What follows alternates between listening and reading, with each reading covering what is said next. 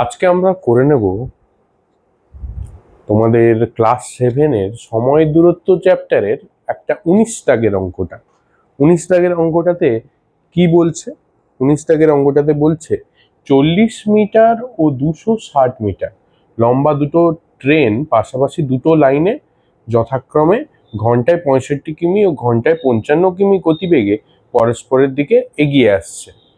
এবার বলছে মিলিত হওয়ার পর কত সময় ট্রেন দুটো পরস্পরকে অতিক্রম করবে সেটা হিসাব করতে বলেছে। মানে কি হচ্ছে আমি একটা বোঝাই। এই একটা ট্রেন, এই একটা ট্রেন, হ্যাঁ, এই একটা ট্রেন, এই একটা ট্রেন, পাশাপাশি দুটো লাইনে, একই লাইনে থাকলে তো কলিশন হবে, অ্যাক্সিডেন্ট হয়ে যাবে। তো পাশাপাশি দুটো লাইনে দুটো ট্রেন আছে। এবার তারা মুখোমুখি আসার পরে, এই জাস্ট দেখতে পাচ্ছ মুখোমুখি, আগে মুখোমুখি আসার পরে কতক্ষণ সময় এই দুটোকে অতিক্রম করবে, এই হয়ে যাবে। জাস্ট এই মুখোমুখি হওয়ার পর, মিলিত হওয়ার পর, এই দুজনের গতিবেগ আলাদা আলাদা, দুজনের ট্রেনের দৈর্ঘ্য আলাদা আলাদা, দুটো ট্রেন আলাদা আলাদা, দুটো আলাদা লাইনে আছে, এইভাবে মুখোমুখি হলে তারপর অতিক্রম করে যাবে। সেই সময়টা চাইছে, কত সময় দুজন দুজনকে অতিক্রম করে যাবে। তো আমরা দু রকম ভাবেই করতে পারি, কারণ তোমাদের বইতে আছেই, ঐকিক নিয়মেও করতে পারি, আবার করতে পারি আমি সমানুপাত অনুযায়ী। তো সমাধানটা করি, দেখো মন দিয়ে। ট্রেন দুটো অতিক্রম করবে, ট্রেন দুটি অতিক্রম করবে, অতিক্রম, ঠিক আছে, অতিক্রম করবে তোমার 240 আর 260 মিটার। কেন? নিজের দৈর্ঘ্যই তো, এরও নিজের দৈর্ঘ্য, ওর নিজের দৈর্ঘ্য পুরোটা অতিক্রম করছে না, দেখালাম তো।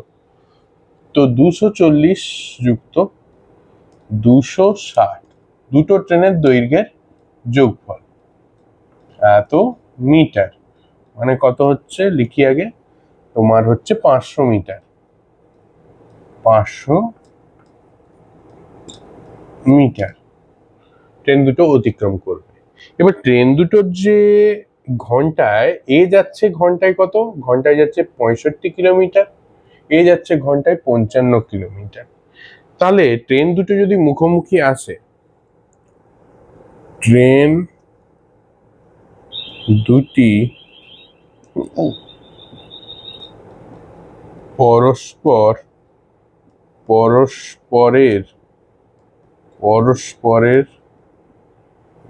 দিকে চললে 1 ঘন্টায় মোট যাবে, 1 ঘন্টায় মোট যাবে কত, 65 যুক্ত 55, ঠিক কি না? 1 ঘন্টায় এ যায় 55 কিমি, এ যায় 65 কিমি, তাহলে দুজনে 1 ঘন্টায় পরস্পরের দিকে যাবে এইটা, 5 5 10, 6 5 11 12, 120 কিমি।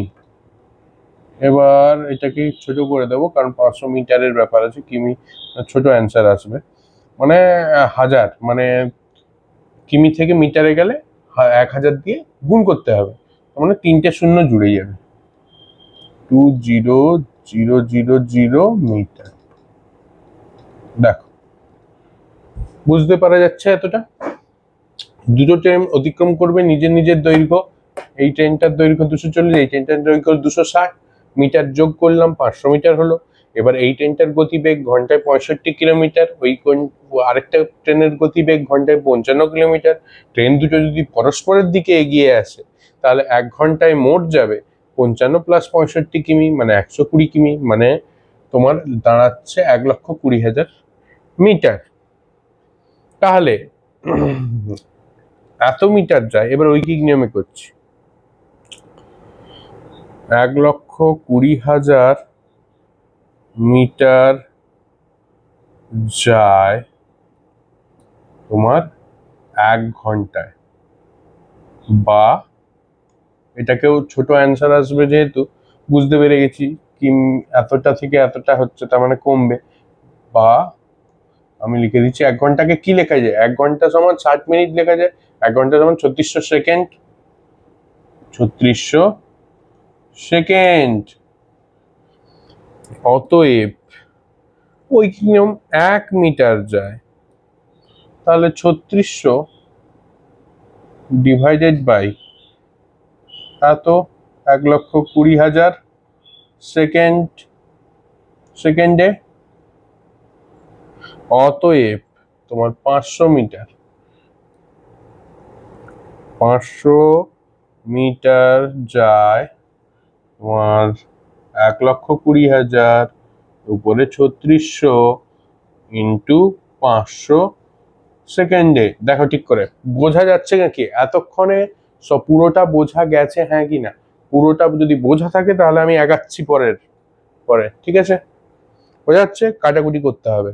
দেখো এখানে কয়টা আছে? 4টে। এখানে 1 2 3 4, ঠিক আছে, কাটো। 2 3 4, 1 2 3 4, ব্যাস কেটে গেল। 12 3 36, নামটা মুখস্থ করতে হবে যাতে তাড়াতাড়ি অঙ্ক করা যায়। 3 5 15, তাহলে হয়ে যাবে সমান 15 সেকেন্ডে। হলো, এইটা হলো আমার অ্যান্সার, 15 সেকেন্ডে। তাহলে কি চেয়েছিল? মিলিত হওয়ার পর কত সময় ট্রেন দুটো পরস্পরকে অতিক্রম করবে? তোমরা লিখবে অতএব মিলিত হওয়ার পর 15 সেকেন্ড পরে ট্রেন দুটি পরস্পরকে অতিক্রম করবে। বোঝা গেল? ঠিক আছে, চটপট তুলে নাও, শুধু দেখলে হবে না, এগুলো সব নোটে প্র্যাকটিস করো, খাতায় প্র্যাকটিস করো।